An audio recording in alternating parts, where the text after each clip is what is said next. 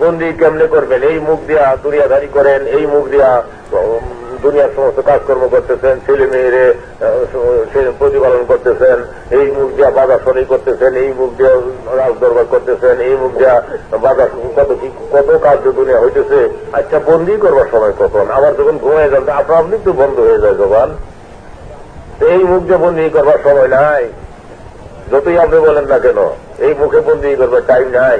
তবে আল্লাহ বলতেছেন, ওয়া খালাকুল জিন্না ওয়াল ইনসা ইল্লা লিয়াবুদুন, মানুষ আল্লাহর বন্দিগির জন্য সৃষ্টি করছেন বলে আল্লাহ বলতেছেন।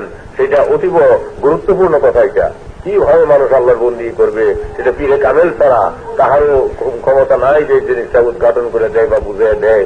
আপনি কোরআন শরীফ পড়তে পারেন, একটা মৌলবী আলেম ওলামার কাছে কোরআন শরীফ পড়তে পারেন, আপনি বই পুস্তক আছে, কিতাব কোরআন আছে, আপনি শিখলে পড়তে পারেন, কিন্তু আত্মিক বিদ্যা না জানা পর্যন্ত আল্লাহর বন্দিগির স্তরে আপনি উঠতে পারবেন না।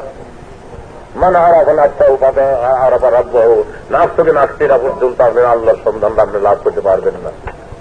এই নাফসের সঙ্গে জড়িত আছে আপনার কাহারপুর, লোক, মদমাশ্চর্য, হিংসা, কিলা, রিয়া, কামনা বাসনা, এই সমস্ত গুলো নাফসের চর। এই সমস্ত চরগুলোর সঙ্গে রীতিমতো আপনাকে লড়াই করতে হবে। সেই জন্য রাসূল পাক সাল্লাল্লাহু আলাইহি ওয়াসাল্লাম আসাহাবেরা এক যুদ্ধ করে এসে খুব আমোদ প্রমোদ করতেছিল, খুব ধুমধাম করতেছিল। তখন রাসূল পাক সাল্লাল্লাহু আলাইহি ওয়াসাল্লাম বললেন যে রিজানা মিনাল জিহাদিল আসগার ইলা জিহাদিল আকবার, তোমরা ছোট জিহাদের দিকে হইতে জিহাদের দিকে যাও। তখন বললেন ইয়া রাসূলুল্লাহ, আসাহাবেরা বললেন ইয়া রাসূলুল্লাহ, এর চেয়ে বড় জিহাদ আর কাহাকে বলে? তখন বলে সেই জিহাদ হইল তোমাদের নাফসের সঙ্গে জিহাদ।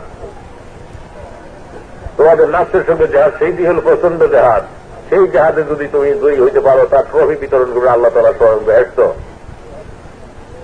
আর তাছাড়া তোমরা বেহেশত লাভ করা বা ওই ট্রফিটা পাওয়া খুব সুকঠিন। কাজেই নাফসের সঙ্গে কি করে জিহাদ করবেন?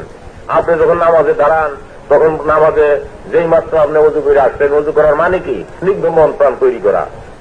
ঘাড় মুছে করতে হয় ইসলামের বিধি। ঘাড় মুছে করলে ওটা সাইন্টিফিক বিজ্ঞানে বলে যে তামাম অজু ঠান্ডা হয়ে যায় এবং গোসলের কাজ হয়। সেই জন্য রাসূল পাক সাল্লাল্লাহু আলাইহি ওয়াসাল্লাম সমস্ত বৈজ্ঞানিকদের সর্দার ছিলেন। তিনি এমন ভাবে কাজ আপনাদের জন্য রেখে গেছেন, মুসলমানদের রেখে গেছেন, আমরা কপাল পুরা মুসলমান, আমরা বুঝতে পারলাম না রাসূলুল্লাহর নীতি, তাই আজ আর দুনিয়ার বুকে আমাদের স্থান নাই। কাজেই এই নাফসকে রাসূলুল্লাহ বলছেন তোমরা ছোট জিহাদ হইতে বড় জিহাদের দিকে অগ্রসর হও। বললেন